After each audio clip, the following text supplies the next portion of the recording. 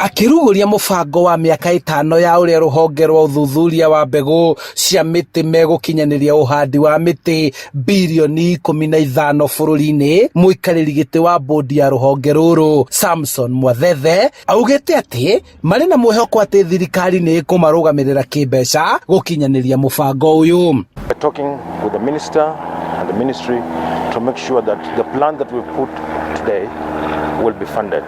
We have promises that we will be supported, and we believe with that support we will be able to deliver for this country the seeds and seedlings for the 15 billion trees.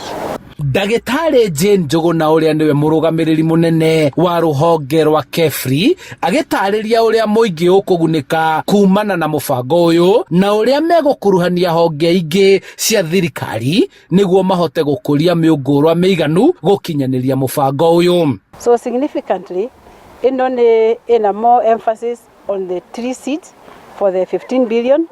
In emphasis on climate change research, because we have not been so much into that aspect. So it has more of climate change research.